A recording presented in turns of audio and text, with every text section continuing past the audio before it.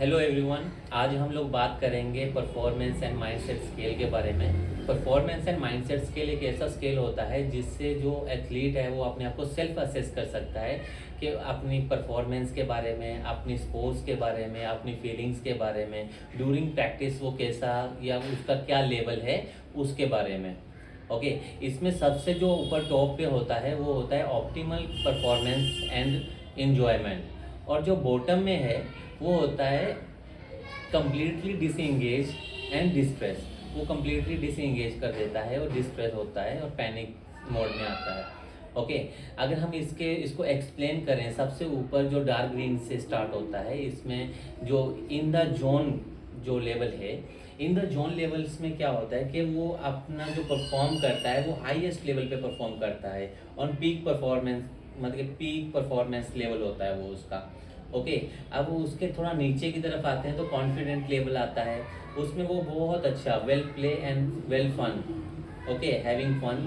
और उसमें वो अपना अच्छा खेल प्रैक्टिस करता है, अच्छा परफॉर्म करता है, और उसके साथ साथ में अपनी प्रैक्टिस को एंजॉय करता है without mistake, without over thinking. और इसके आगे जब हम बात करते हैं सॉलिड की, अगर सॉलिड में क्या करता है वो प्रीटी वेल, मतलब कि प्लेइंग उसका बहुत अच्छा रहता है और उस मोस्ट ऑफ द टाइम वो अच्छा परफॉर्म करता है, मतलब कि वो पीक परफॉर्मेंस लेवल तक नहीं करता बट वो ओवरऑल रिलायबल रहता है। ओके, जब हम सेकेंड जो मिडल टायर है, जैसे हम येलो से ऑरेंज की तरफ जा रहे हैं, तो इनकंसिस्टेंट में क्या होता है कि वो डे टू डे वेरी करता है, उसकी जो परफॉर्मेंस है वो डे टू डे वेरी करती है। जैसे कि सम डे गुड प्रैक्टिस हो रही है, सम डे बैड प्रैक्टिस हो रही है, मतलब कि वो इतना अच्छा प्रैक्टिस नहीं कर पा रहा, ये डिपेंड करता है डे पे। ओके, डे टू डे ये वेरी करता है। अब इससे आगे जब हम ऑरेंज की तरफ जाते हैं तो स्ट्रगलिंग में क्या होता है कि जो एथलीट है वो कुछ टाइम तक, मान लो कि आज मॉर्निंग में बहुत अच्छा सेशन गया, हो सकता है कि इवनिंग में क्या होता है उसका जो कॉन्फिडेंस लेवल है वो अप्स एंड डाउन्स होना स्टार्ट कर देता है। ओके, इसके साथ में क्या है, जब हम सबसे बॉटम जो फेस है इसका, सबसे बॉटम जो टायर है, तो उसकी तरफ हम लोग जाते हैं तो सबसे पहले स्लम आता है। एक पर लॉन्ग टाइम तक, मतलब कि लॉन्ग टाइम तक उसकी जो परफॉर्मेंस है वो इनकंसिस्टेंट रहती है, मतलब कि वो पुअरली परफॉर्म करता है, वो अपनी जो स्किल्स हैं उसको अच्छे से एग्जीक्यूट नहीं कर पाता। ओके, और उसके बिहेवियर में वो ओवर थिंक करता है, उसके बिहेवियर में थोड़ा चेंजेस आने लग जाते हैं, जैसे कि नेगेटिव वे में उसको, और वो थोड़ा उतना इंजॉय भी नहीं करता। ओके, तो इसके साथ में जो इसका लास्ट स्टेज होती है पैनिक।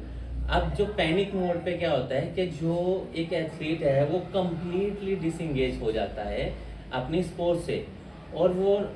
मतलब कि वो हमेशा के लिए स्पोर्ट्स को एंजॉय करना छोड़ देता है, वो स्पोर्ट्स को अवॉइड करना स्टार्ट कर देता है हमेशा के लिए, वो बिल्कुल भी स्पोर्ट्स को एंजॉय नहीं करता।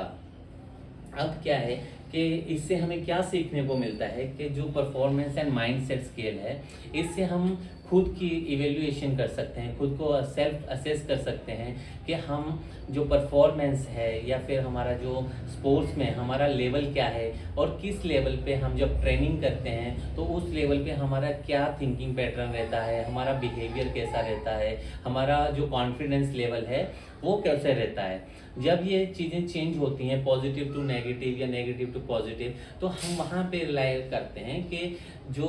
हम किस ना, मतलब प्रोएक्टिव की तरफ जा रहे हैं, हमारा जो मेंटल ट्रेनिंग है, या फिर रिएक्टिव की तरफ जा रहे हैं। ये इस चीज़ पे डिपेंड करता है कि हमारा जो मेंटल स्किल ट्रेनिंग है वो कैसे हो रही है।